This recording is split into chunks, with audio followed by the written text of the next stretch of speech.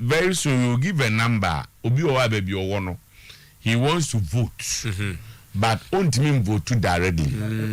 And you be providing number, you will send. Yes. What I say? Sebia. Oh, media ni 50 Ghana. Media ni way, you know. And you also in your number, I bet me. I just said, dear Benina, dear Benina. Yeah, they're two. You go so, but just say, but just say, I know the JD account. Oh, maybe say, oh, the family number, so because me momo you very busy, no. Yeah. I may not know. GD, but busy. No, you bet JD said because. Intimi nyaji di se from ade no mebeko because minim obi na na eche bibi sesi ameka sei nipa munyamfo bi a odo or passports asendi sika dia breme say Black Star Jason I mean to be ma panel for 1 2 3 4 5 oh yeah that's ne ya no like you deliver there we shebi no there me shebi no okay oya emu this year I'm drawing attention. I know say obehu di obeye. But this year the 5 no. Maybe say ujamimu. Yeah. Because who so she be and to say 5 or the back will be calm band dey be na ayedin. Yeah. Or say ene ya sika na ba. Aba. Just is no so ewo ho. Say we pa. Sisi ameka say. I ti America mentino no mu ni baba isa mo nya bi. Untie. Ono dey o say. Oh there so dey na what did castle no aye ne but ya kai no nto be. Me gini di 5 wise men no. Yes. O ma me from 5 wise men no mo tenase. Yeah. Ewa ha no. Eno no do o mu enum me otie o itie ma ho gini di pa be obey na se bi mra bi o de sika basisi e use just ne ba ko 150 yeah me ka say so come come sisi a me just no be 50 go sisi a o si ba ko 150 o 150 na obri si mi to bi ma no anti oba wa uhia bibia frame me na oye ugusu ka say bo say wa yin kra be ba confirm ye de na wa boy so man kofo hu nti ti say o ma ye discount o because ka na this guy me media 150 nke ke de be 200 na what 150 okay kwa 200 on so be ke Ghana ye bafo on so we ka kiro nya o do ni jaro le coffee o mu yo mega say kufu ado ma Ghana ye don say ade wa bi do so bo bi ate 150 impossible to be 150 was sending sika for 5 5 was a lot of phone so what about the car then say obese ko mu hye na mti bia omu nhye mum ne de ngofo e bia no mu amfi o ne ya me de no bakra me mehye me de ba o de jama o de ka a lot of phone so we gidi pa me free say ankanya ba so aya de say send aba say penko de say wa send aba I don't want to believe obsession the same dia na so bia be na just me nyin jesi mame na you know you be am me because of YouTube I know you not accept I don't know you tia jesi nika do nya jida na won she you be say you tia jesi nika ya dey mame da be no be say she no o me dey ni okay oh say you know you say I just sent the remaining 2 nice remaining 2 the one ya also remaining 2 no and now he's not getting us or say remaining 2 is Zakito and Utubuada Sami Babe my man the tiani say ebia ne nipa no yes say others in some person bo no so emesum bi so atasitana so others na because solving internally internally saying okay so far he has sent 7 say 5 plus 2 25 no already on obo emse ne refi Zakito into obo Tino and Baba Ebeka 5 wise men no Ebeka na bi ene man here 5 no I don't know if you would you Ebeka because already na I you I'm quite but body ni ye ni I'm quite or say na won sabe de ka ho na or say wow odeti because very very important or say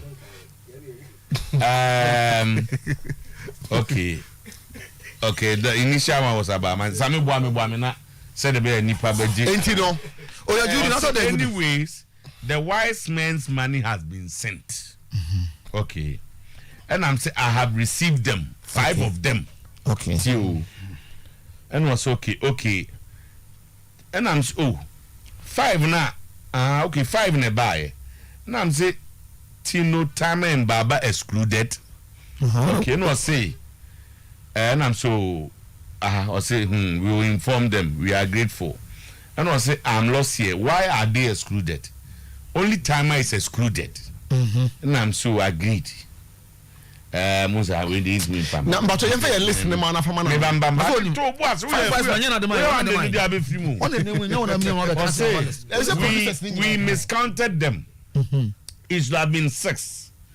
Jibo, Tino, Ricky, Siasia, Baba, and Danger Man. Okay. Okay. So need clear. And I'm say Zakito on was yes. So we need just one more. There's a Zakito. Abishim. And Abishim. Okay. And was say yes, the 5 will be delivered to them after the show.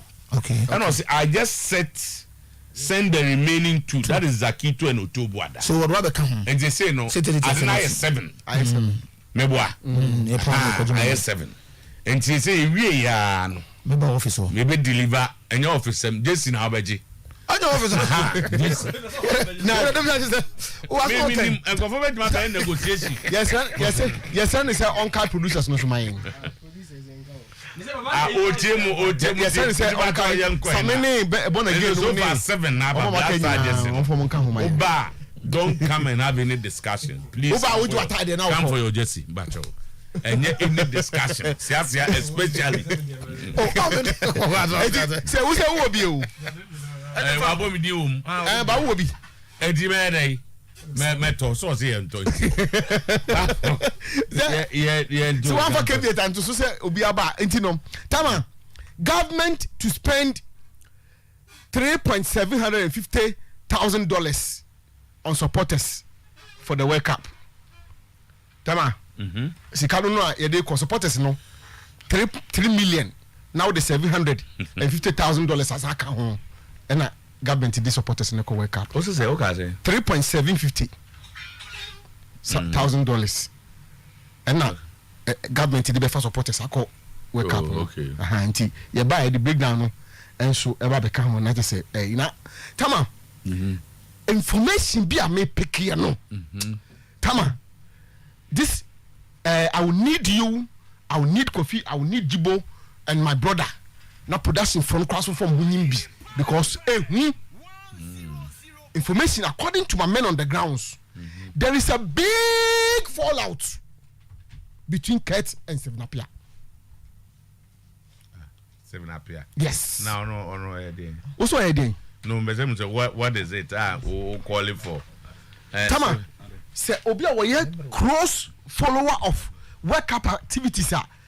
If no ayeno with legends, with this, with marching, with this, Sevenapia and step back. Say what is it? The rule is saying fallout. No, we hear Nipa to come in. Say Okaya. Omo de ko to committee bi so no reject ye. And then some were home. Me na me peni hu no a.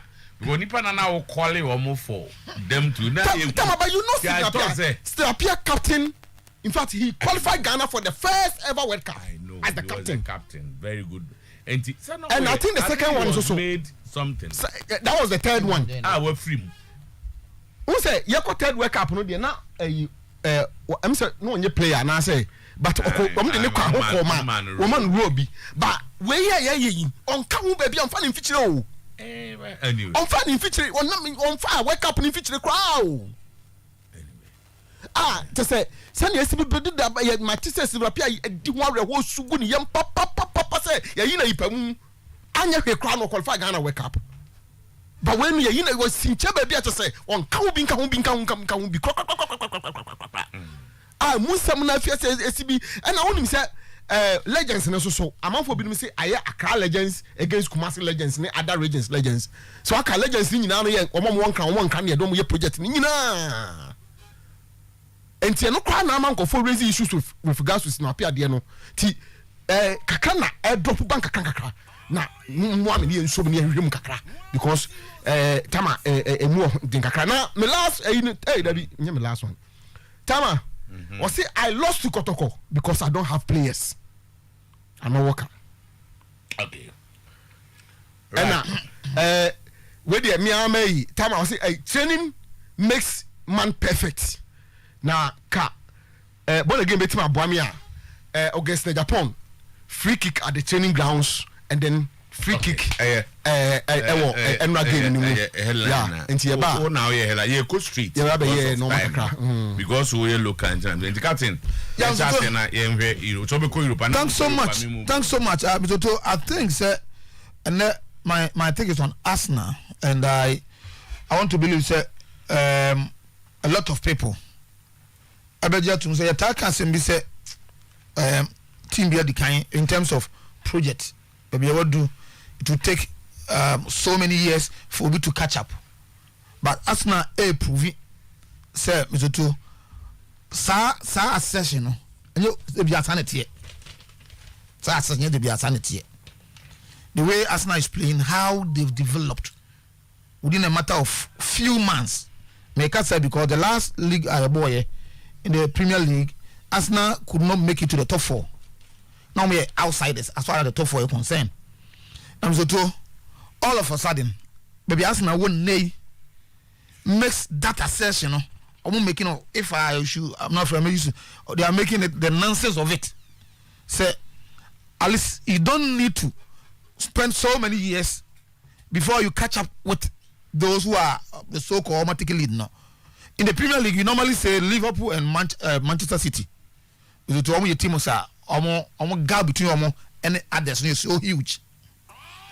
But that assertion, me myself, you're not baby. I'm different about that because I'm not invited. Seka, you are. Invited. I can't have a position. You are. On set the project live. I tell you, this is 3rd season. Yes. Okay. So it means that he has used 3 years to get here. That's the first point. And you can't Liverpool obu an project life no. Baby and sometimes diminishing returns was a marginal utility a correspondent better say. You cannot have the project forever. That one is true. Sima wa de na curve neighbor form kakra. Again, you can only make this assessment at the end of the season. On say football there. So then we just find the means. Football they say where we are, you cannot wait my so far we are there, but to give full compliments to a project and your results at the end of the season they judge. Yeah. Because a team can lose 3, 4, 5 games. Most maybe you're done can't over no there be a 7th. So at 33 years, that's my first point. So it's not a project that just started. 3 years or do. So is it 2.5 or 3? Because I tell you, this is 3rd season. Okay. As an what kind of season are you there? But he has improved. He has improved every year. First one would be 8 as I saying. Then he moved to 6. Yeah. And now his target is to make the top 4. So at the end of the season, now you make nonsense of project, but you cannot do away with project. No, the project is important. Yeah. But Liverpool, you see, say they are struggling a bit because why is the project? I said, yeah, baby, So once that Jürgen Klopp now he's trying to bring in some players, or the be, but no, you be free, no, you be. So I say, yes, your own canon, yes, could be right at a certain point. But what me feel say, me should Arsenal position last season. This analysis I made. And I'm also looking at the same position or even worse at the end of the season. Yes, but I'm also looking at a team like Newcastle this particular season from where they are. This is a team that last season at a point in time around this almost struggle relegation. So then they thought say that's why we thought say Liverpool season we went to or we change the coach. They started introducing some players. They changed everything. Good. There were new investors. Good. So they started a new project. They have spent money, Papa. That is why I want to say, I want to believe, it's about how the willingness of your team to spend and how to choose the right materials at a particular time. But you need time. Newcastle, maybe you have enough time to be like City. Of course, me inform City level now. But what they are doing in the Premier League now, how they've been that strong force as far as the Premier League is concerned, and any team, including City, Liverpool, Newcastle, I'm find it easy. because a stubborn side. A team that last season swept away by just 14-15 weeks. I know into a 38 league. You can predict a team's future based on the Omoye. For example, a bit difficult for me, a bit difficult for Arsenal to be kicked out of the top 4. I'm not talking about winning the league. It's possible. What I say, extremely difficult. Possibility, yes, but extremely difficult. Because what Arsenal is the teams in the top 4. No? It be no 6, it be no 10 points. Of course, these are 3 games. I'm looking at how the kind of points they are picking. Also, they are in draw table. No, first in the top 4. Now we are talking about top 6. The kind of results Arsenal from these big boys. And so the problem at first now Arsenal tower power near say the one team consistent with Arsenal is their inconsistencies. Arsenal will meet a team now lesser known size and they will fumble.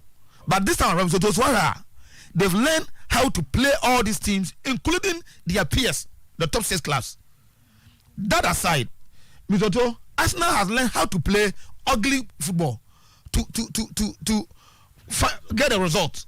These are unlike Arsenal team from Arsene Wenger, Arteta, and Tubekaya. When Arteta started doing this about 2 seasons or 2 seasons ago, when he started playing ugly football, a typical Arsenal supporters, including yourself, it will be a comfortable with him because Arsenal want to play free flow football, attacking football, possessing football, and as a Wenger, they are team. But one area, not me applauding. Not me applauding. Say, oh, side because when once now, open game, Musa, or game, Arsenal will take a lead, or match 2 teams will come back to equalize or even beat them, and this will not helping them. So, from where Arsenal is coming from, any name why couple with the right purchases on here. So this time around, Arsenal went in for players almost hungry for success. Players already they were enjoying successes, but they failed to say they were not getting enough playing time. So going to Arsenal, they will get that enough playing time and it will work for them. So players Arsenal picking, especially with Gabriel Jesus, with Zinchenko. Mizoto, coming and to back from the beginning of the season when Arsenal started some quarter player now. Me, for instance, was for that. Said this player, he's a victim of circumstances as far as Manchester City are concerned. Because to me, he's like almost every striker or every good player in the Premier League. Just that, Pep Guardiola will give you one good season. Who the best the next season? Another player will be playing. No, Obeka say it is not top player on the fault. He's the player. There's a players know you're good out to extend that almost does something. Edu baby are pecking order no all choose to have the problem about. Ato Ryan Mahrez, Ato Raheem Sterling, Ato Bernardo Silva, and so on and so forth. So, given these players, no one did the Arsenal new year ever come coupled with coach, the ability to change the play every system at Arsenal. That is where Arsenal is. Yes, and then what Arteta he's admitted say. They are in the race. Arsenal supporters. I met referee Manu happily, and he was telling say, "Oh, they are almost for the league. They are almost don't bet my no.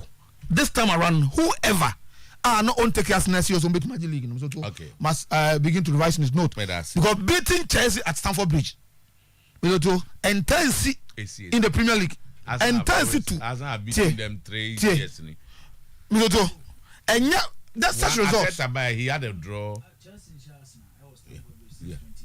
What I'm saying is American in the Premier League. Chelsea don't normally lose such points.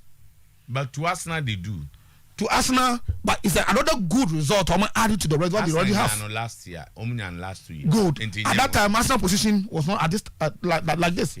Captain. Maybe Musoto a rivalry, landing derby, and I'm between us points. But what I mean is saying, the person going to say, I was looking for Arsenal game again Liverpool to factory setting. Again Liverpool fantastic, Tottenham fantastic. They lost to Manchester United, then to a 4 out of. Who said Man City and go through that still? Omunya oppositions no. Only Liverpool. Man City. Yes. Only Liverpool. Okay. They lost to United no. What I say? So Arsenal also they beat United. They beat United. Okay. Arsenal lost United. But I'm talking about where Chelsea, where Tottenham, and these are teams they be stubborn. Premier League, Liverpool, Leeds. The other team, no. I want to make a choice. Arsenal fear how to play those players, no. Okay. Those teams, no. And now, when Arsenal Champions League draw. Yes, 11 o'clock. Champions League draw. That's fine. But so I think that I'm all for Arsenal. Okay. So but not winning the league. I think say and they my eye and not my journal me dey Arsenal as far as the league is concerned. We don't want home.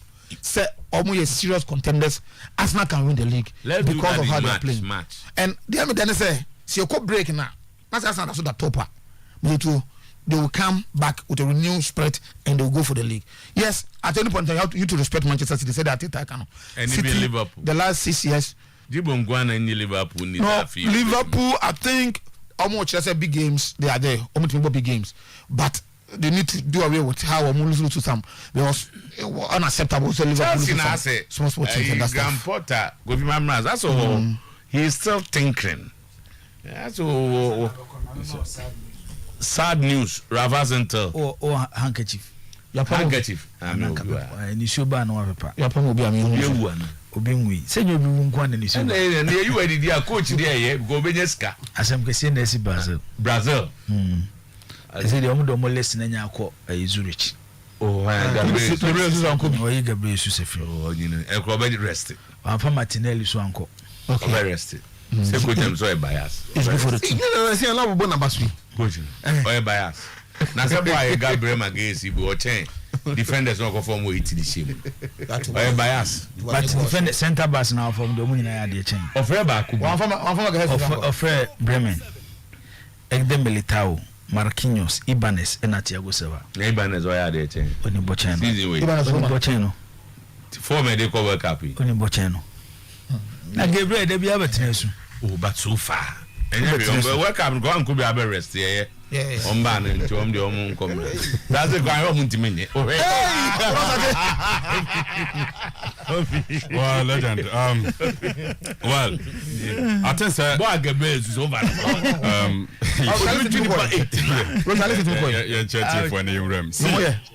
Legend on Saturday, you said discuss Premiership games in there because a lot of games and of course we Europe. Na no man be brave CC and then shada nyawa be brave. Yeah, inform. Yeah. I almost started drawing on team. Yeah. Legend, let's start with Arsenal game. See, enyawa. Near changing and say at this stage, on fa Loftus Cheek, any Jorginho, sell the Kwako battle Thomas Partey, any Granit Xhaka, any Martin Odegaard in Medford. Baby Jinano in the Premier League. Yemfa Jorginho any Loftus Cheek. So the Koba against Thomas Partey. Any Ghanaian Xhaka any Martin Odegaard. Kovacic or bench. Now Kovacic or bench. Baby Jinano says Yano. Graham Potter, you don't do that. But just maybe he doesn't have a choice. Small club mentality. Just maybe only choice and so it's understandable. So only choice there is fine. But Kovacic or bench. Kovacic or bench. But on Saturday me catch us say.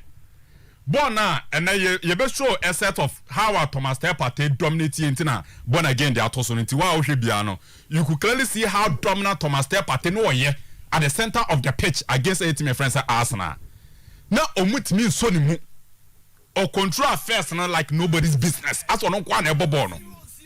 Born now, Thomas Partey a boy against a Chelsea Football Club. No? You understand it, legend. Near 10 years. So offer Arsenal team na me makasa asim we say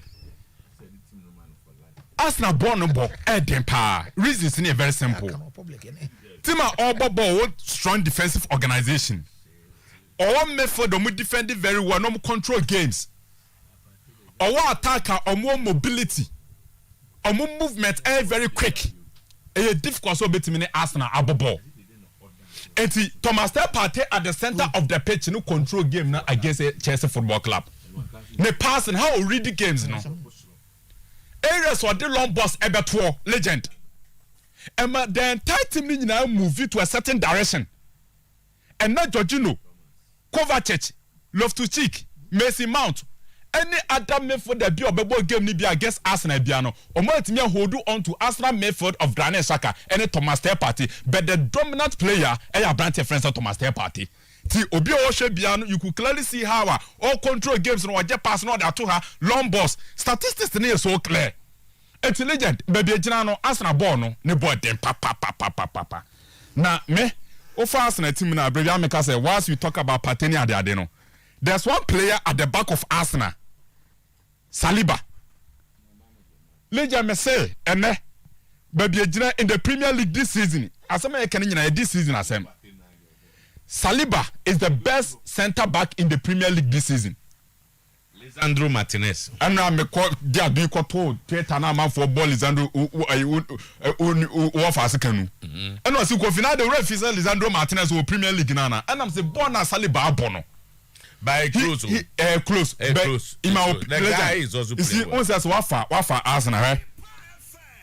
Arsenal are winning against 3 of the top 6 clubs now consecutively. We win against Tottenham Hotspur, or win against Liverpool, or Chelsea or Stamford Bridge. And to the last 3 against the top 6, Arsenal picking 9 points.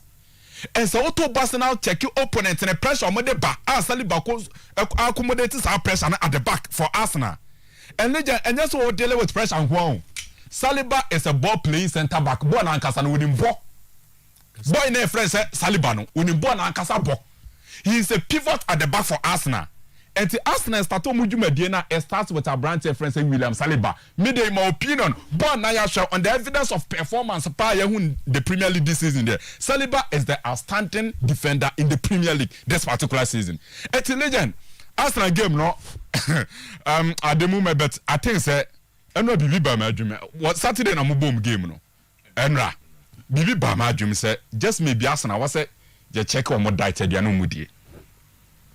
More sense of athleticism no. Beyond my imagine how mutumrika for 90 minutes. The intensity Arsenal they bought 90 minutes no. And when tin omo pia wa omo kwa last minute no match no. Granit Xhaka. All these players, according to Tete, are not going to the work. See, Granit Xhaka. Can't be being Tete. Legend, Granit Xhaka, Partey, Odegaard, Bukayo Saka, Martinelli, Gabriel Jesus. American no do 290 minutes no. Oya dia 80th, 70th on Beshaw, Arsenal Beshaw. The sense of athleticism in their game is one thing I was here to legend. It was a good game for team and friends. Arsenal something that catch say Arsenal will go there and win on Saturday. Me catch all. And I will be say in terms of players, one of quality na me catch all say. See what the players bring on board, what they represent as players, and no more my year in their lives they are Obeka say Chelsea players no. But if it's on form basis, then you have to go in for Arsenal. And in terms of form there today, you wouldn't pick Jorginho over Partey. And you wouldn't pick Loftus-Cheek over Branty, your friend said Granit Xhaka. Only Mason Mount over Martin Odegaard. And I won't find Raheem Sterling over Bukayo Saka. Bajatas and I say Havertz over Martinelli. And on the evidence of form, Arsenal players are better than Chelsea Football Club this season. To me catch say Arsenal be Stamford Bridge on be kwa and indeed say Gabriel Jesus. The number of chances that Gabriel Jesus mess here, we should be talking about 2-3-4-0 against Chelsea. See, what's na eya wan kakra me catch us say even though Liverpool struggle against smaller class, but on beko Tottenham Stadium akwasho mo. Na ya wan pa. But somebody should. Na ya wan. As a Tottenham, they have issues so. Obianre go vi. Yes. They've lost players so. They've lost players. Yeah. Yeah. So last time was Romeo was away. Yeah. Christian Romero is not there. Yeah. Okay, anymore they've lost key players. Yeah. And now the few minutes Kulisevsky be the team say. Yeah, influencing. Yeah. Antonio Conte whom say or struggle but he's lost players. Yeah, but legend shall do. But also now we no akova Perisic, yeah. Say ono me partner o megina too top no yeah. Yeah, Brazil for no tete ben. Yeah. Yeah, now legend you tell say see meeting nyina say then of course when you lose key players if today why not attacker say Arsenal without Thomas Partey no is something different. Ultimately I say the absence of some key players some negative effect on the club. But the na me nye convince about Antonio Conte is how we invite opponents. Some born monjembo. The na me convince Liverpool be kwa for results and NSA. Liverpool no press on sisi a mo panic. They concede. Until the share 2 halves no first 45 minutes and the second 45 minutes. O the second half na omoda form by 2 goals no. Conte decided say obere yate. Ombe open up. They will attack Liverpool and press them. Omo attack omo press omo they conceded. In the process of pressing them no omo conceded goal. And at some point in time they could have gotten the equalizer. And yes, and net so second half ni pa. So the question is, Antonio Conte all the time. I bet now how my opponent and I take a lead. I control games. Take the game to Tottenham Hotspur before so be catch boys and they say omo react. At Liverpool team no with Van Dijk at the back, Arnold, Robertson, Riati, press more. They panic, then they concede. But Tottenham Hotspur they were not going to press them until Liverpool they will create chances and Mo Salah will get you the goals. And then also say Liverpool fast 2-1 victory now on the buy no. Legend, it wasn't good for Manchester United. Too bad at this stage. Good evening. At this stage, legend. Say ulusu to Aston Villa. Manchester United faithful say this loss on a bit me about be hands or more. But Aston Villa journey there.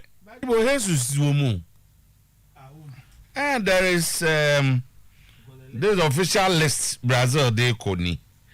And only Mami Hayfit goes with member was Alisson, Ederson, Vervetten, Danilo, Dani Alves, Alexandro, Alex Telles, Thiago Silva, Marquinhos, Militao, Bremer, Casemiro, Fabinho, Fred, Bruno Guimaraes, Paqueta, Everton, Ribeiro, Neymar, Vini Jr., Rafinha, Antonio Rodrigo, Jesus, Richarlison, Pedro, Firmino. And yeah, course I come. Convacao, Celestial, Brasilia. Okay. Okay. And okay, it's possible. Bolirios, there's a goalkeepers. Alisson, Ederson, Weverton. Letanas, there's a laterals. Danilo, Alexandro, Alex Telles. Zacchaeus, there's an Alves in the okay, then it could be a different one. Bremen, okay. Militao, Marquinhos, Ibanez, Thiago Silva, Mias, Methodes, Bruno Guimaraes, Casemiro, Fabinho, Fred, Lucas Paqueta, Everton, Ribeiro, Atacanti, attackers, Anthony, Firmino, Matheus Cunha, Neymar, Pedro, Rafinha, Richarlison, Vini Jr., and Alfredo Rodrigo. No strikers. Okay, in the lesson, Firmino will be boy. Yeah, Firmino is here. Yeah, okay. Firmino is second to and Pedro, Pedro, yeah. Richarlison. Yeah. I think we will see this one is going around, so probably yours will be fine. But whatever it is, no crown, it's good. Jesus will rest. Go I'm sorry, okay. And then because of time, I'm in the 11 on that. Legend. One could any day and Shadanya, you some catch us. He lost to a better side. Yeah, but that game no see very close. And an intensity in the game no so now very good. But Lazio had better chances. Yes, better chances. And Ibanez and the born chair. You said the only goal now Roma conceded no. Ibanez and this how born chair. Unfortunately, he gave that ball away and Jose Mourinho elusi. One of the reasons why Eja Dybala maneko time we hear no. The also most of I feel bia obi wo bia obati Juventus. Sikana no penny injury situation no mugidi say. And that is what Roma are suffering from. Legend. And Juventus actually said there's an incremental growth. Juventus epija enkakra. It's only a matter of time. Do a boy against Paris Saint-Germain and I'm catching with Fiaha, my Bible verse. Say boy now me share even though Juventus lost. But boy now me who against Paris Saint-Germain no. Juventus will bet upon that. Guys. Now the me who on yesterday I also share game ni na and say do a ball first 45 minutes in the Juventus ball Catanasio type of football. second 45 minutes Allegri second 45 minutes Juventus be attacking football more like a tiki-taka football. Juventus OOP game they created the best of chances and almost share. And they say there is an incremental growth in Juventus team. Now see and Juventus are the best defense in the league. The best defense in the league. And in terms of goals conceded. Conceded. They've conceded the least number of goals in the league. Oh, sir. 13 games in Juventus are born as I conceded only 7 goals. Okay. In 13 games, Juventus they've conceded only 7 goals. Okay. Why I'm saying there's an incremental growth now. Right. In terms of the organization, it is done. In terms of also Inter Milan are one of the best attacking teams in Serie A. Okay. Lautaro Martinez, Dzeko, Korea is one of the best attacking teams in the Serie A. Okay. Juventus defense, they were able to contain them. Now, Juve, they've started controlling Medford. Medford now need Juventus to buy. Now watch a ball now bossano. Today with Miretti, Fagioli, Rabiot, Paredes, the very moment that Juventus bet me stabilize on Medford no. Coupled with the arrival of Chiesa, any Di Maria. And now legend Pacho who Philip Costa is saying. Some player now creative that too good. Pacho who is saying. But how do you describe Philip Costa? We are okay with defense. We are okay with Medford. Allegri. Allegri position, you know. And then and then more beer also beer team some Americans say. We have the materials to play good football. Allegri. And it's Allegri but was why and Sunday and against Inter Milan the Derby d'Italia. And between Juve, any team or that second, 4 points. Okay. Juve the 5th, team or that second, 4 points. Okay. Which is Milan. Which is Milan. Between Omani Inter, any other team be or 2 points. But mom that Juve teams here 1-2. 1-2, but this is Juve. Say Juve the watch here is a problem. What the Juve change problem? No. That is it. So it was a good game for us. Yeah, but alongside the head drawn by Maminko. Accra, one of the best barbering shops. Mataiko, and I said Dansumana. 1+1 shop be or barbering shop be 1+1. One more enva programming. Mataiko, no, who had the toy side. Sammy Brabecha Harimu. Dansuman. Okay. How branch left so the whole floor. Okay. Kobe. And the guys from 1+1. But only 1+1. Barbering shop in the minu by area now can be 1+1 almost per program almost also guys no ko yipa okay tia Kobe all the guys there and see debo yen na Juve ba forms ana na niema ayo round of 16 draw is too no Obanra you will have got you were impressed you were impressed but it was a good game. Yeah, Juve played a good game. I'm so many incremental growth. Omo pick Kosro no. And then Allegri.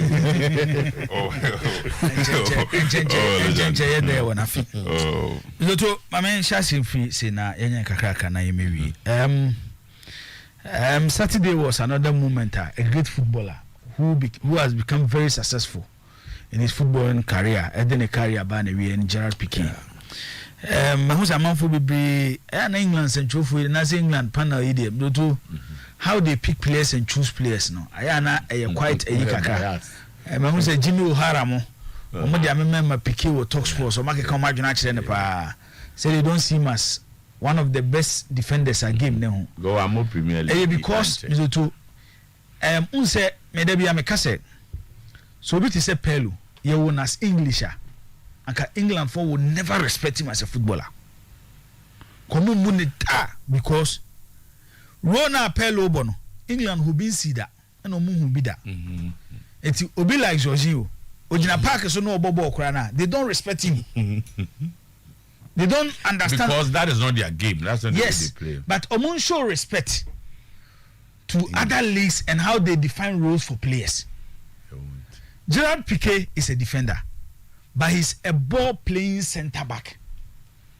Coaches be by game and they decided to change the style of coaching.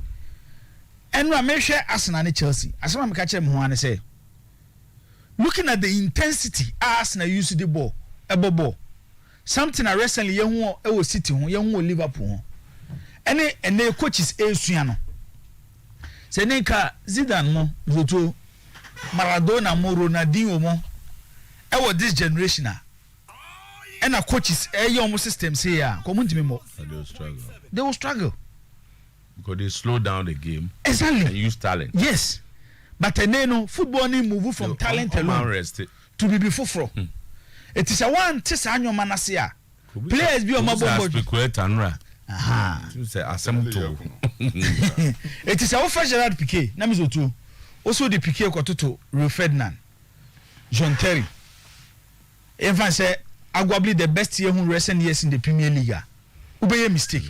Gerard Piqué buy in the form of Ebi Obitse Bonucci. Bonucci is not a typical defender. By game necessary, it will stage be. Now you need ball playing centre backs. And your first point of attacking. Eti Pep Guardiola building the great Barcelona side no. Because no more start to build up from the back no. Oh Pio, he needs somebody who is so comfortable on the ball. And the first duty is not to defend, but Obebo mo build up play. Then Gerard Piqué bra. No, come Manchester United cry United no nyebi more. Even though no Ela Masia put that. It is our first Gerard Piqué. Don't see Gerard Piqué as Carvalho, John Terry, Rio Ferdinand. If you had opportunity to win the Premier League, now who's our defenders now? Gerard Piqué is a different type of defender. In his homeland, Spain, he's not like Sergio Ramos. But Mizoto, all these players became successful based on style our coaches using here, especially at the national team. Siebo Ramos nearby Piqué. Reason why Spain a control ball no been to born free Spanish players in some because Ramos had opportunity to play around Gerard Piqué, who was so comfortable on the ball. And to respect Gerard Piqué or then a career banner say Gerard Piqué is a modern centre back based on how our coach is special ball and he's one of the best ball playing centre backs and we're going to ball banner and we have to respect that. Yeah, quite successful. Yes, he won the World Cup, won the European Championship, won Champions League, La Liga, won La Liga around 8 times. Oh, we need Champions League or Manchester United. Yeah. And a Premier League title. Inti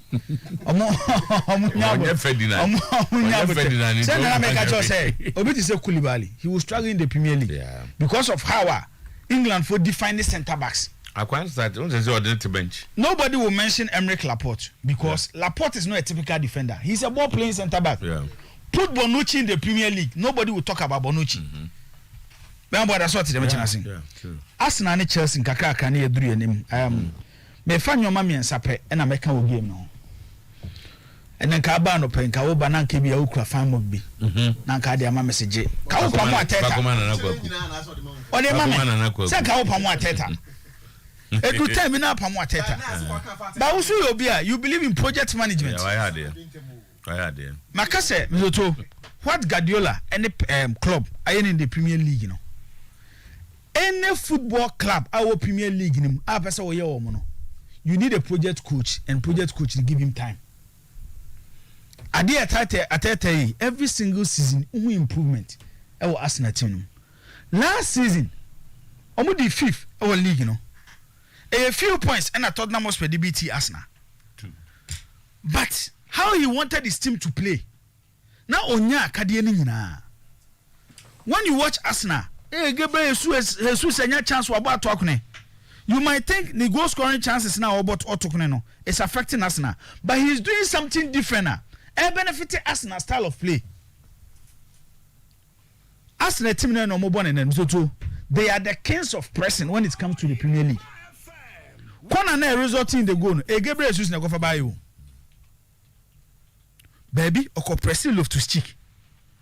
Na kwa fast kwa ji ball ni feel love to stick himself. It take you on 2 players. And so na Thiago Silva blocking on. It tells you what he brings on board as an Arsenal player. Mizoto, he might be very poor when it comes to finishing. But with Thiago Silva is tough. Oh. I can't answer more. No, he's tough. Now, you were thinking about his age. Yeah, but age no, he's tough. Top and also any danger zone or chance will be he clear. Yes. On a block. No, he's tough. He really became better. Gabriel is pressing, close control, na link up play a key to Arteta system or Arsenal. Take Gabriel Jesus out from the Arsenal team. Arsenal team impress it said they were more pressing. It is sometimes in a football no, it's about how coaches want their teams to play. Especially more pressing. Yeah. And you need such players full of energy. And what they will say they will make sure say more position and start attack from the back. It's when it comes to pressing and when any of the Arsenal for Jinaso, Gabriel Jesus is their first point. It's enon kwano Emma Arsenal team near solid. Then two, Loto Thomas Partey. Me make a patase moha and make a winner. So betias you, so won't tias you. Sana Yankupon bu wiase, Sana Bayer Copim and Yankupon Besse ni wiase. A brand a friend said Thomas Partey and Ibreni. Whether you like it or not. Time I be the pilling and Nebreno. Now blasters be boy a train man about. Time I never step na pay Breno. The name Bukra and your managing a pagaso. Time I never circle for Ebreno. Then some we or Burkina Faso. But I see a chichre a man because or circle for cry at children and Sabaco.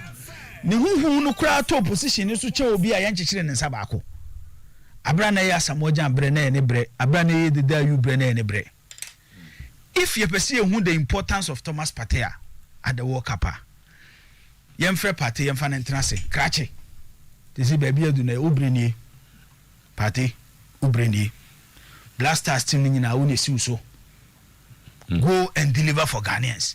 Ghana phone in a row, Unyamo count. So Mumu so Somansa, na for Moko World Cup no.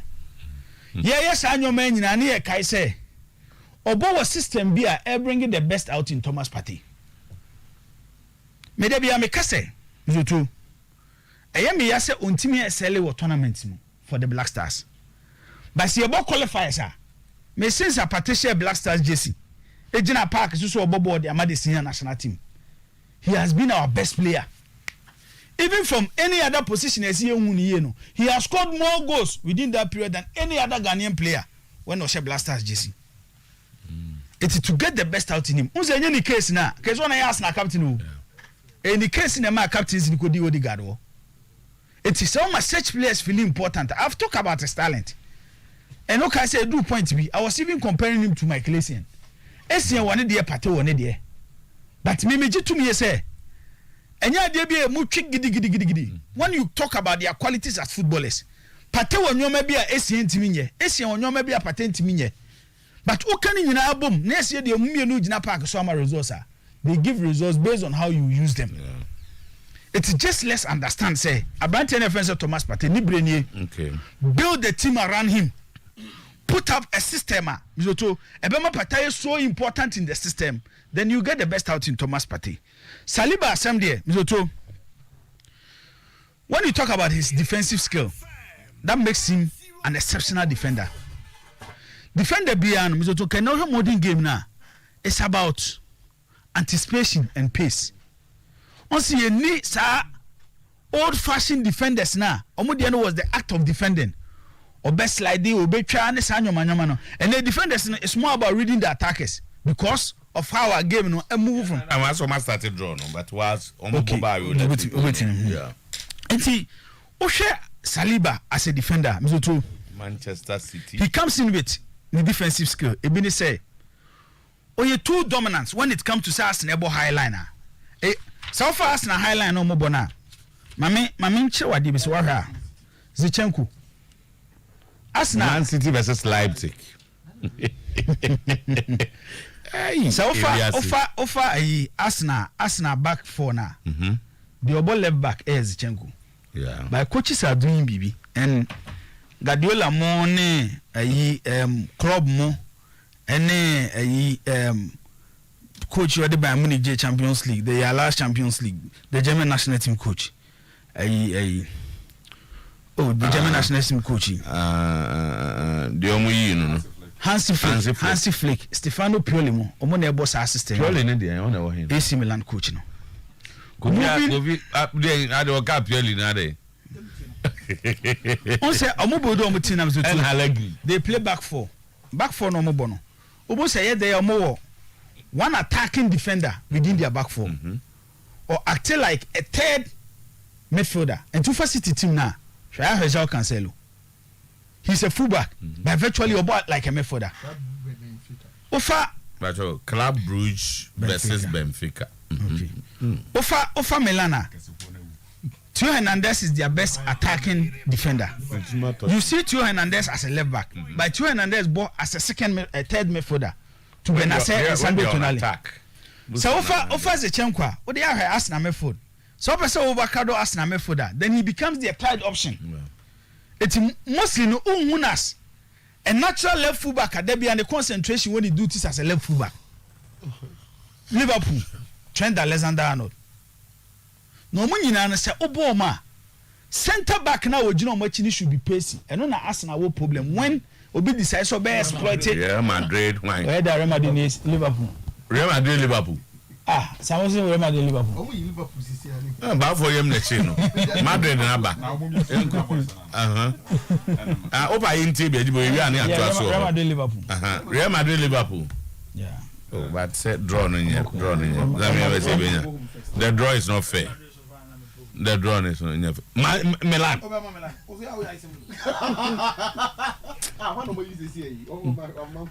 We are not getting the sound. So wait my bear. Jibo, asema be dey wa kasem kese bi e be back no my reason. Now be say Milan ni Madrid nebo. I don't be say Milan be go bi. Game am pese me peno this season ka.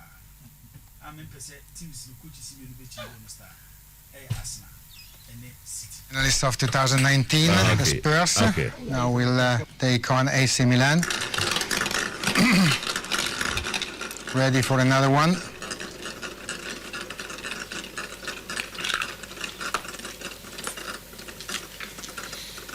Eintracht Frankfurt. Eintracht Frankfurt. For Eintracht, we have three possibilities. Not Bayern Munich, finalists of 1960, and then back only this year in this competition. The first German club to progress to the group phase in their debut season, after Stuttgart in 2003-2004.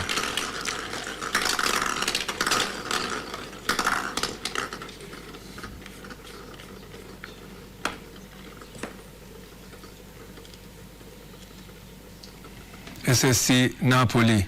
Eintracht Frankfurt will face SSC Napoli in this round. It will be an attractive challenge. Napoli were the top scorers in the group phase, where they scored 20 goals, more than any other Italian clubs ever before. Borussia Dortmund. Now Borussia. Borussia, winners of 1997. Two opponents are possible for Borussia. It will be either FC Porto or Chelsea FC. Let's see what they will do, and how Jude Bellingham, another huge talent, promising talent of football, European football, will perform after becoming the third teenager scoring in at least 4 consecutive matches. Chelsea FC. Borussia will face Chelsea FC, 2 times winners of the Champions League. So another great challenge, Borussia versus Chelsea. Only 2 are left. Amit, can we go with the first name?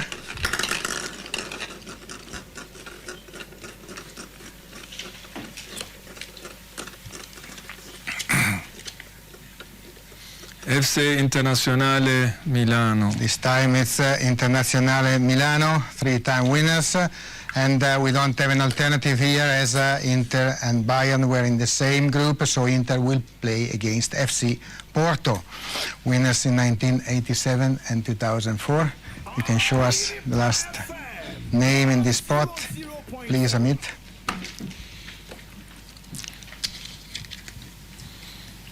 Paris Saint-Germain. This is, of course, Paris Saint-Germain. Paris Saint-Germain, finalist of 2020, 11th successive season in the knockout phase. For Paris Saint-Germain, we have only Bayern München left, and this tells us all about the round of 16 for this season. Well done, gentlemen. A lot of emotions here in the room as well, with all these top teams coming out in the draw. Let's run through them. All right, you want to I said the draw is made. Yeah, bosso. Man City versus Leipzig, Club Brugge versus Benfica, Real Madrid versus Liverpool, Tottenham Hotspur versus AC Milan, Napoli will play Frankfurt, Borussia Dortmund versus Chelsea, FC International versus Porto, PSG versus Bayern Munich. Say PSG versus Bayern Munich. Yeah, PSG Bayern Munich. Wait, that's all have it my ticket. Man City, Club Brugge, Benfica, the image now. Real Madrid will go. Real Madrid will go. Tottenham, AC Milan will go. Napoli, Frankfurt, Napoli. Ticket that satisfy. Tottenham, Milan will go. Now somewhere are there, Tom. Now Tottenham won't come fast qualifier. But Dortmund, Chelsea will go. Inter, Porto will go. Bayern will go. Inter, Porto. Porto will go. Porto will go over Inter. Inter na mo na run there. Se bi anon best san. Ti for man. Yeah, my God. Yewie sa game ni nyina. The London derby enura e was Stamford Bridge no. They realize you say Arsenal pressing was difficult for Chelsea to handle. And until you can say na ball na ye ball na nye dimbo. Said the Arsenal see ball mo ball no. What they call bomb Messi force number 9. They say the book Gabriel issues ho no. Ye be sha Arsenal. Ko book Cristiano Ronaldo force number 9. No mu share team mo press ya ye be sha Arsenal. It will be Aston Villa ne Manchester United game ni bia. Reason why Manchester United were not able to play against Aston Villa ne say Aston Villa first start to build up no from Echirewa. Na Manchester team press one na lead one pressing Cristiano Ronaldo. Na game na just accept it and let's move on. And because of time nintino whether my fancy here I am refi near make fee. Let's just quick point on Champions in near fee baby. What happened? Be my brother. Baby ejina say no. Once I catch this season we reason why leagues ni baby o man predict o mo be win no. How this season we a different season compared to other seasons. Especially Yababo World Cup. So time our players need be starting so many injuries no. Top players na even expect them to perform at the World Cup no. Before we so drop kakra. Because our concentration has shifted to the World Cup. Our person be putting much effort. Maybe an injury but no more commercial World Cup no. It from near coping February best started the round of 16 no. A lot of things will change. Yeah. Team be a who ni nei any say the city no. Onema bit man city. Who say team ni say in February. Okay. Into the yenya abotre. Say there yenya abotre. Okay. But the da menya adaje no. Mecheche reason why I was calling for the Madrid game than other teams no more. There were 4 teams and I remember Milan be show. 4 City, Liverpool, Bayern and then Benfica. We the name person Milan be show. But in the first place, I think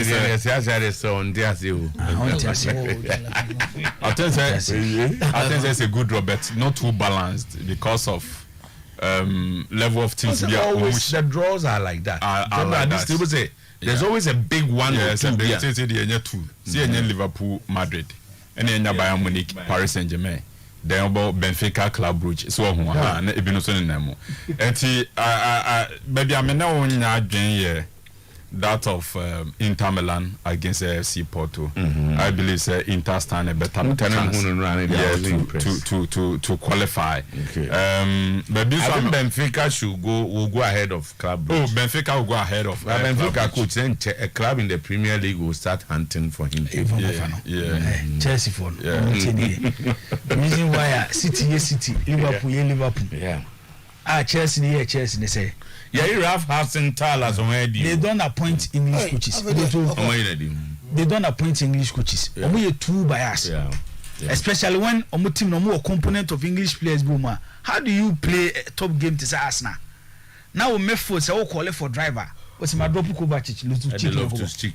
I'm the same now. I see City over Leipzig. City, Benfica over Club Brugge. Benfica had their deal, but Madrid over Liverpool. Madrid. I say 50-50 hankwa de mam time. Madrid Liverpool. Milan Tottenham and mam time kakra. For hankwa de famiko January. Antonio Conte. Napoli over Frankfurt. But full squad Tottenham will be our Beiro. I'm so the end of famiko Kalulu for Milan Tottenham Spurs and for no famiko January February mo baby. Ye be ye ho adwuma. Chelsea over Dortmund. Na Napoli Frankfurt no Napoli over Frankfurt. And Chelsea over Dortmund. Munich over PSG. Okay. Inter over Porto. Okay. That's the end jumping up for MFC. You only have to be on clubs in that. Yeah, drone the clubs no local WhatsApp platforms so best. Okay.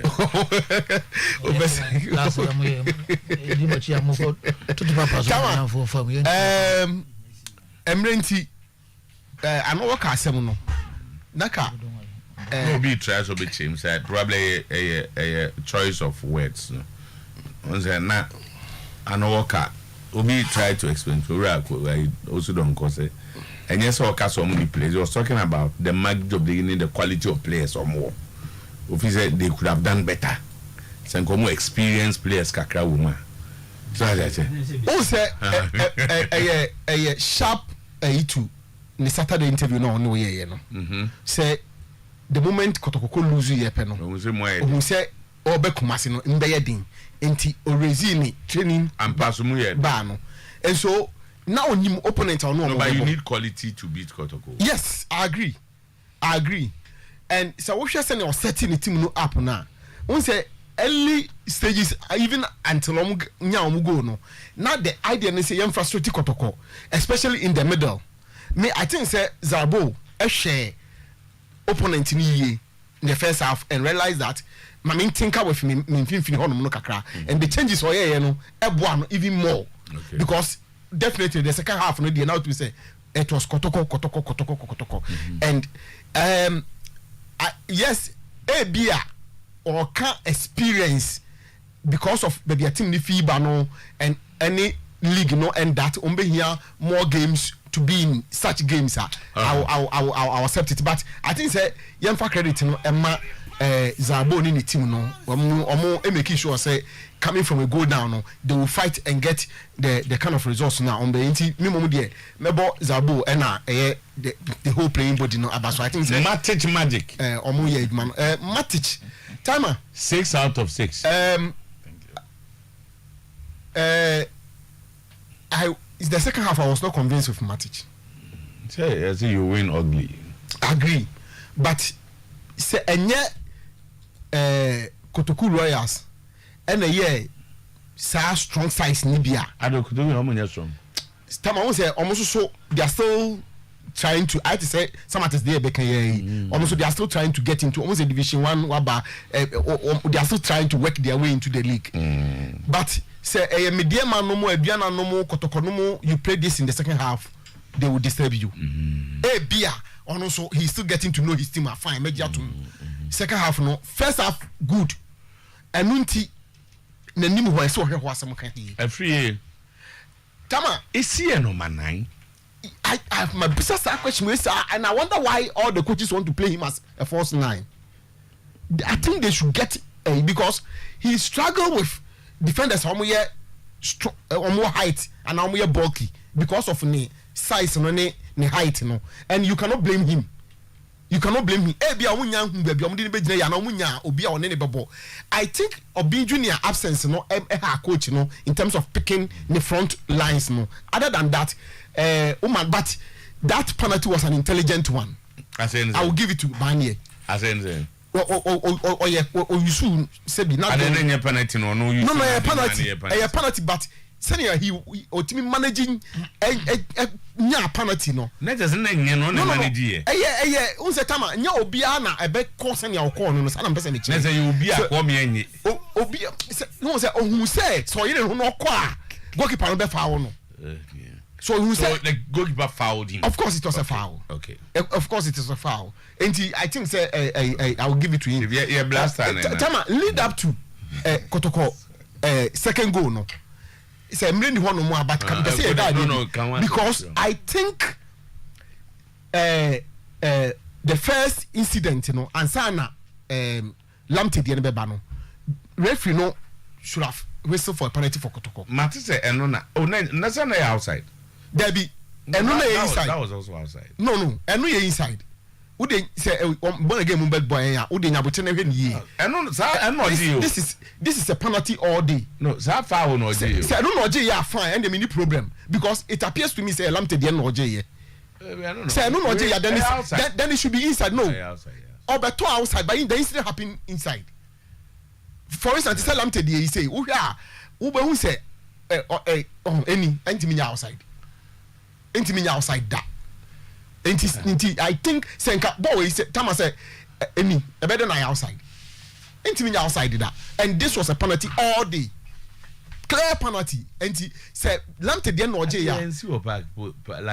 Tama Debbie, wouldn't Yabutano Munina pa.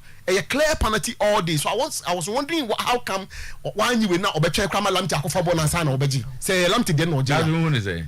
Say a way den or Jay, find the problem. Mokola den mini problem. That this is a penalty all day. Maybe you're touching a pan. Or say based on referee decision, it looks like Lamptey den. And OJ free kick for. I'm told say win OJ. A win OJ. Say win OJ, you're fine. But say way then it should be a penalty. It shouldn't be outside. Then it shouldn't be outside. I tell him to do now there was nothing. We no just say or play advantage. Or play advantage. So he took it when Lamptey could not move with the ball. On say. But I know I say no. The incident is inside the box. He saw it. And when I generate when Kawin can say born I say nobody's talking about it. But in Kansha, then it becomes an issue. But this was a penalty. Anyway, try say they will get the decisions and conference and celebrate and famba. Tama, and Nipa could be Ghana best spend $7,500 on him. And yet say the Nipa 500 and a echo for the World Cup no. And he Okabomua, say 3.7 million. 3.7. So what your worry is which one? No, and yes, I worry, but all my information. I'm providing this. Oh, say when will not come from the FIFA money. And go for and I'm the they were trying to tell us say. Nasa what they Ukrum for World Cup and the same FIFA. No, sir, you see, it is fa a car a World Cup on the one. Yakofa the FIFA the my any the equity film. But we no a tanchain. But when pa na ye can we pa na ye can. That's what in go for echo and a team be also. Krubia ko bobola. You take supporters along. Mini problem, but I'm saying that say a car World Cup no pa they got to spend almost $4 million. Dollars on the World Cup. I buying a pese oil, and it's a necessity. Say untimi nka say utimi. Being a necessity ni dey. I'm not challenging World Cup. Ndika kantika mayenkwa na say. Are you making that suggestion? You see, the present economic situation. We have to spend $4 million. So we allow the team to go. Because of economic situation. Team no more Ghana phone could be. Yeah, the Ghana phone could be. So that is not my argument per se. So the only supporters. I don't mean your supporter. I don't bless you support to be. You know, you will be a part of them saying she. That's it. Clearly, House of Folk, they keep telling us more attackers no they are not there. Yashin Ochin, Junior Kaba Energy God, that one boy, what's the name? Obin. Mr. I think almost level. Everybody is here around. Say boy. Yes, sir, because he's not pulling weight. Oh, and a new coach, Energy God will still have to. Coach, No, I don't know. That is a. I don't know when you're injured. Energy God himself, but not making the squad. You see, answer. You're surely guessing now. I think how the folks strikers and she go. With the exception of a free band penalty or Koshe. But to how the folks strikers no. Those strikers able when they should go. But say last week I say this is a second. I say I just strikers they say. Your friends say. So Isaac Mensah so as a forward. as a man, I'm born says deploy. No, so I'm looking at you. Open, also Kotoko, almost strike Mukwala. Was one, but was show say no. Was one, but what say Adebia who say one more glimpses about the way a good striker. Just that he's missing a lot of chances. But House of Folk strikers are not doing that. Yeah, now you do a House of Folk problem. A question more DM Hono say Hono a problem, but problem can see a power and how to do it on attack. The attack is very slow and sluggish. Okay. I watched them against Asante Kotoko. You could clearly see them that almost is non-existent, and I think they will need to improve that. Say if no more opportunity. About 8 now. 8 points. Okay, so that's 7th with 8 points. Easy. So they need to work on that. Yeah, free about near penalty, no. I won't say free about intelligent. Instead, no, Kotoko Roya goalkeeper, no. I don't know whether make my use of it mess you too, but that was a contract, and there was it was a penalty. But why do you go there? Why then? Okay, look at the angle. Who defend that? Run. Okay, then. The best that will be to my dream is I say, protect it where you go. But you go and push him. And I don't know what you put kakra. So at such a, you won't go to goalkeeper reaction now. We are referee, you are tempted to go for that. You see the point? One thing that Semie Kotoguru ya Penia, ebe free goalkeeper na catch and say friend is a keeper na a mistake. No. That's some mistakes that are very how you know. Look at the angle. Maybe free koye. 2 defenders were there. Maybe angle na free el kono. And yeah, there's one opportunity to go to Obedru Eja defender. It's a foul in any day, so it's a foul in any day. But for the free and intelligent. It's not about the free is intelligent. Goalkeeper now. Obi intelligent obi dey. The opposite of intelligent today. Intelligent. Not intelligent. Not that be specific word. Is it who is that specific word now? Not intelligent. I'm not worker. The reason why Obelu to Kotoko we good or bad at any point in time Kotoko Olusuno is a result of he wants to always play football. But football drew baby am so too. I saw a game baby I never do. When Kotoko started to introduce Zeze Oito Afokwa no, I think the Afokwa guy Kotoko nyam to wasema no. Oh yeah.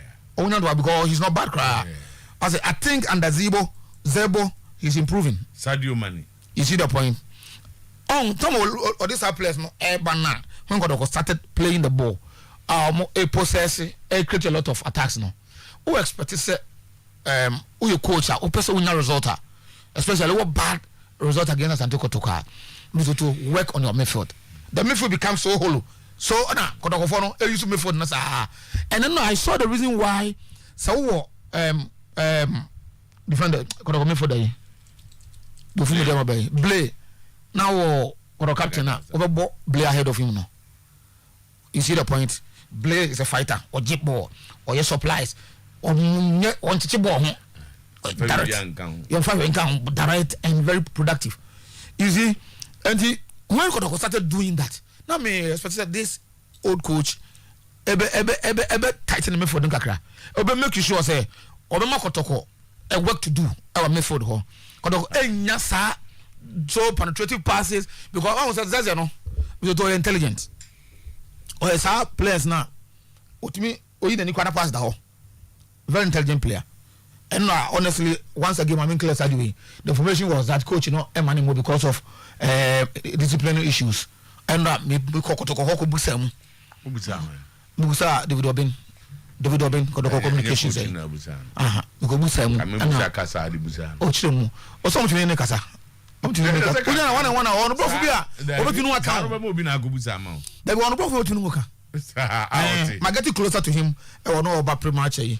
Small bro for coach how you and that stuff no Gabu San saying say free Zeze why is it me free say every do we are introducing in Tema okay because Misoto is an exciting to watch at least so game I was about I'm in love with Richmond Lamte Lamte was good. Coach, you have very good changes, but Zeze is the Odegaard of Kotoko. No, Zeze created a lot of attacking moves. What the hell, who's the Lamte want to pass the ball around? Want to be fact quite be as over bomb me when you So no, I listen my boy. As a lot of attacking moves. And they be push you to the areas. So me busa you know. And you want to say come on. I mean me team na ho na bia the two pivots na was set on them no bia they will play Richard Ward Agadas and Morrison they say they just is blame the problem about he's highly experienced highly experienced no me born no na push Morrison ko anymore rather than say man no as a DM no.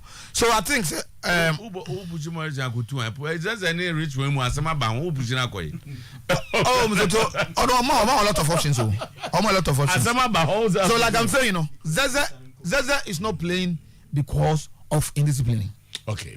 He's not playing because the tanker team, no, it has to do with fitness issue. Okay. Fitness and they are managing they are managing the fitness, okay. no. Okay. And I think he's was going around. It was a good game for Asante Kotoko, but Kinfesa is heading to relegation. After week 5, who will be no, Kinfesa is heading to relegation. You will not be another like you. Kinfesa go through a lot. I was supporting Kinfesa so much. You cannot build a team.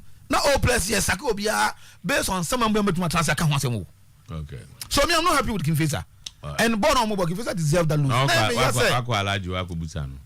Well, me now will man in Incomo. But George, me happy. Mr. General, I'm not Nakasa. Okay. Nakasa, but it's bad. It was a good weekend in Ghana Premier League. Very good games. Magic. Yes. Okra wins. Men kind of say he is doing the needful at this stage. The club ni here pa, and it's a club ni bit many resource because club na abre. And normal no move. I mean, it's the more reason why they made changes in their technical area. Send a better resource better. Ebesesa legend badges sanity.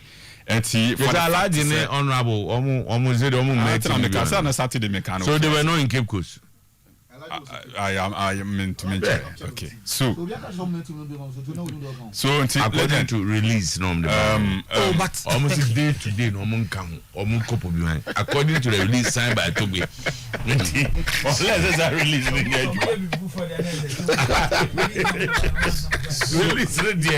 release we have got to Cape Coast because concentrate on Bobby man. So at this stage, you know, the responsibility is that the match and say team the Benya resource. Then in the course of getting our resource, now we'll try to bear something unique for Accra folk in terms of total team play, in terms of severe person the team a ball more born and normal on rank as any philosophy ideologies now with GDA medical baby church in Moha before so be one first competitive game no. Also in your resource no team 20 bars no yes adian. Legend. House of full game no more boy no. Me too happy with more final third in terms of how more attack it. And I think say players and also they would have to step up kakra. And you can say baby amoma coaches eduma eye dancer. Legends okay me be show video bi e kire o Matic ne ball no wo kai sa video na me de beto so no me kire o the Matic ball ye baba be yi video bi against Kotoku Royals ya House of Folk no moko boy Matic me mamo legend ye be 1 2 3 wa ha the number of passes House of Folk players na sticking together to penetrate the 80-yard box of Kotoku Royals free ye ba na to ne boss o pim za ball ne fa soro Matic, a normal person, no, evident for everybody to see. No mum, and what's a place and a step up. Go now, House of Folk share and maybe Kofi Acheampong. I will never award that one as a penalty. Just maybe, check the distance of the referee, any incident, you know. If you bet me, I can say, baby, no referee ni jinano, and to want me a fair view of the incident. So you can pardon the referee. That ubetimi their channel. But the referee is very close to this incident. And I still now award the penalty there. No. Because I didn't see it. But there was a contact. I didn't see a touch. I didn't see that contact. Yeah. I didn't see that contact. So eti ebi you bet me pardon referee no say na baby ana say the distance of the was over TV. Defenders me no mkoye wall. Omo jump here no, if wanna give it to my car. Omo jump no mu beam. Oh, omo jump here. Say about no swa. Omo jump here, you know, you showed it in. Omo jump here and they open up. And the young obam so ye free and I have there. Do tell many no. So now as a back up so Kotakeno. Yeah. Kevin De Bruyne. So and they had a good day. San America no. Ban near penalty now when you convert here no. Say me Kofi me na me just a decision na I would award that one. There was a contact. The referee, in my opinion, the distance of the referee, any the incident na e call na emu wakakra. And to referee no just maybe when you have a fair view of the incident and to offer the reaction of what would have been the fair view anywhere. Yeah. Is there no contact? Me who contact. Some me who contact. You have free 9 now. Referee 9 which you keep on the left leg. You keep on the left leg. Matumba za hwe na ho match over and over. Me who contact. I didn't see a contact. A free 9 which you keep on left leg. I didn't see a contact. Captain Hunde. So do we OMPD no? So I didn't see a contact. OMPD. OMPD no movement. I didn't see a contact. But the entire make us say, me hwe ade na baby na referee ni chan so mo me fu ayi na referee ni gina center ho baby. And the referee ni betimi award based on the reaction of a free year ban and the reaction of the goalkeeper. Goalkeeper ni si bi o kwa free year ban so. Any si bi a free year ban so jan na no wa kire na ode ne ho to fam no. The referee from that distance and might have thought to say the reaction of these two players no e betimi MPD a free year ban so is a penalty. But I didn't make the mention na mention over and over and there. Legend man who any point of contact there but legend maybe how many but again mommy house of folk almost take 17 passes together. Mommy house of folk almost take 17 passes together. Legends so betimi akaya. Eti house of folk ne started build up no. 1 1 ye 2 na the build so mama abobia I Eric Esonie to glass na I Samuel Inkum na Inkum aba back to glass na wako na wako atene no odanda ne ho saa no the ball na to left enti aha no de to left enti caliber man kwani ball no de ama Dennis Kosa no na legend so the Dennis Kosa battle Caleb to Kosa bi Kosa ni legend razi we is this should be a goal my coach and Jenna Samba I say I free a ban what's our my coach Matic engine din wa Ghana oh my adwuma na just connect it what do you see can club na tournament house of folk stick 17 passes pape e do so 17 the Matic ball 18 I say we say no say I say me man magic we man the great legend me say Matic and the ball no so about paper sa na say tournament ni mu e ho na be describe no as magician but we say no mo boy 17 passes ni na because of one connection from a free year ban e want me an connect ni ye ni no magic boy na ntimi anya adwuma enti yesre boys na step up now coach na and working on the offensive department the attacking department of Accra Suffolk onye hu adwuma the game no person obo it is so evident for me to see and obi person who has Suffolk play ni bia obehu ball na efe they want to create and score from that position and legend attend so onye hu adwuma o de Messi ana a quick one on Kotoko na fe attend say Asante Kotoko reaction was very good very good one I mean but the kakra nyina die legend who said there should always be some consistency in some department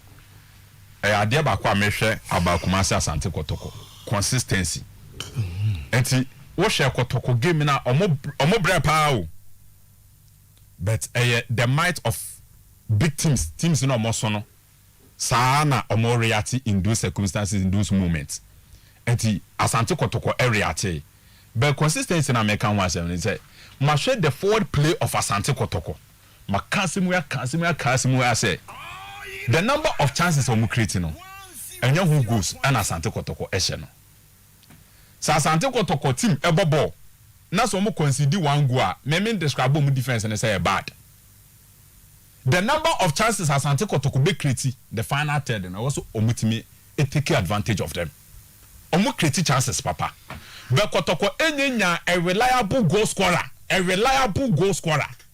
Asante Kotoko enye nyasa ade no. And so man hwe ya won say no na affect Asante Kotoko Kadiogo Africa no.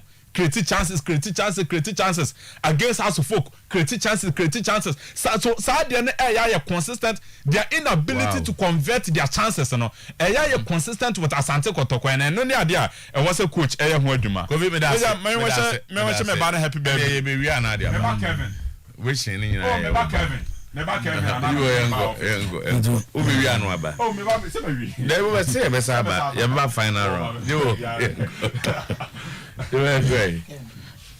Mamisha Sinfia.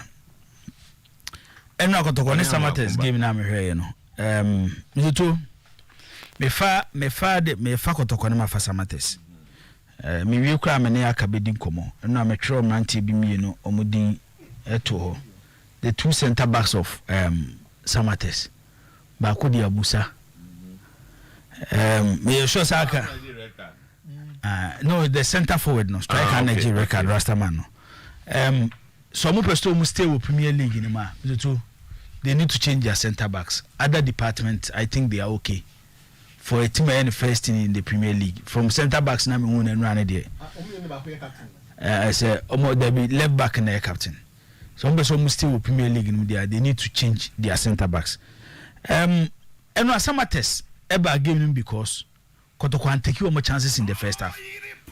A game and I say Kotoko completely in the first half. So after Kotoko games from Aboni this season now. I'm say way any has game no any year close when it comes to chances creation.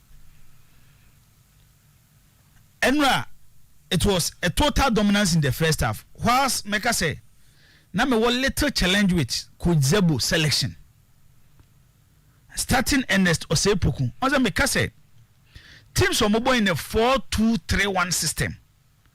Zoto se wo sign 2 ne ho a. One na o hye 3 ne ntemu no. On say 3 ne ye wo one o hye ntemu. Eno na ne football no kwa na timi define a position for a number 10. Ye ka say classic number 10, traditional number 10. And the system timi define a position for number 10 at the 4-2-3-1 system.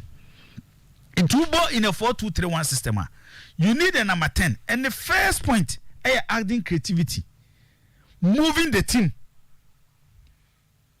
Now, offense to say Pukua, watching me carefully, and Kodogo team almost started prison me follow the Kakano. He's more of a defensive midfielder. And Tinyawan was say, or more money friend of that. He's not an attacking midfielder. It's a first half now. Agadas are now going the double pivot with Justice Blay. Oh yeah, a lot of work. He was playing as number 8 and at the same time number 10. It's more chances no more creative for Medford no. Dodo na free Agadas when they buy. Not Ernesto Sepuku. Then in the second half, Kotoko changes. Loto I dey want say a whole debate akoswa but bibi na cover this debate by. Uno opportunity to watch Lamte or Wafa say wona Wafa. And I share Wafa win Lamte win Interlies. Lamte best position as a footballer is number 8. Lamte is not a number 10. Udo bi o share Lamte or Wafa, obi o share Lamte win Interlies bia. The best position is number 8. But Ogun buy no, and Ogun move from the positions I know about Interlies and Wafa and then the number 10. Very good on the ball, passes the ball very well. But there be a Mekasa number 10 for Mzoto. There is something special about them. Omono offer central midfielders any number 10 for more idea bakubi. They are almost canny park no. It's a ball crown meka omonsa. Omuni baby a born beka omonso omde born beto. It will Lamtea. Good on the ball, passes very well. But until splitting defenders to create opportunities for attackers. It will forget to go team last season. Goals do doa and Bella Shay nyina no. The to say an assist no. Efrim Fege, Efrim Moro. And say Lamte 3 or 4 assists the whole season. As a number 10. It's a child say he lacks something as a number 10. By putting him at the number 8 position, on first creativity in Kwakana ho. And that was why we SLA Wafa and Interlies. In Eric Sejizeze, he's the most exciting player in our Premier League. see a kasa utu sika ko park akɔhwɛ player akɔgye entertainment. Eric Sejizeze is the most exciting player in our league. He comes with different qualities. He's a typical number 10. When you call for creativity, Mizoto, or you play all this creativity in the opening up defense within the passes, Eric Sejizeze at this hard baba. This is two different type of players. Almost occupy one role. The qualities that they have, almost they bought one role. Then to go, Mizoto. Let's start with the second goal, which Augustine Acheampong share. Minya time Augustine Acheampong in the second division before the movement to Asante Kotoko. Tana prayer the video be ama born again. So one first video into so. The team no bonus in the second division. One of his assets, a dead balls, free kick account. Where is Sunyako Nation Park, Augustine Acheampong? Eti Oba Kotoko na fine player right back. But Adiaba Kwano the kind of ball no say when it comes to taking set pieces, especially free kick, oh you're very good. But on say sometimes we bet team names to over 2.4. And I had this open opportunity last year. I got to go free kick. I know the better one. I got new question. No must bim only technique no. But Obo Biare. But way a player, he has the technique. Say a more free kick. Who they share boy? I'm the two sweet. I'm the two or boy. What's that? Timona. So to hear on the addressing Timona no. Coach. Jason. You told her said was sitting in an temuno. A bob on the baby or the born cotuye. See the band no go now share na. You too. What the movement of Tedeku? Sometimes I normally be a cast statistics intimate defining on the pitch. Tedeku the confusing 2-man war na Nasamates atono. To open up. And Augustine Acheampong using the technique no one. To find a spot, it will go post no the ball no two. When you have such players, you to go shed yet me the free baby never. One team winning a lot of set pieces in our league. It's this boy, Augustine Acheampong. Coach Zebo, work on him. Give him that opportunity. Say free kick betoa manembo. Enra mukwala switch the technique akra de kofa first go ni by. Nicolas Osebon so on ne Acheampong na number the same team. The Sanko team na ne friend oga or Nigerian o sunyane. Nti omumienu na enra omumini game no e de ma Asante Kotoko. Has ene Kotoku Royals nzotu. Adie bi koso. Assistant referees no monye careful. Esisi we games ni nye ba akonye mienu nye miensa. Eburu 9 munsian sun otwe. Omudu tini say is to help referees. So we share a free ban incident now. Between the center referee and the assistant referee. Yeah. One is who actually the assistant. I'm going to move by. But one year, just say one movie. Yes. It's then a referee no Gina who said there was a contact. So what did they mention as he? What did they mention as he? Look at the assistant referee. Between Ono and the center referee, he was much closer to the action. No, Jana. Omucha full video now. On Eban. What the hell? On Eban. On catch you, baby, Jana. He's closer to the action than the center referee. Oyerepa Park no so grow. So what did they mention as he? Because Miloto. Babo no on catch you. No, okay, yeah. Oshe the contact, and your contact that should result in a penalty. Okay. But you forgive there was no contact. You forgive the referee because one, they say your contact in a referee, so Jenna may say there was no contact. It's contacting in reference to the referee, so they penalty no. Because I mean to say, go na second goal no, which came with free.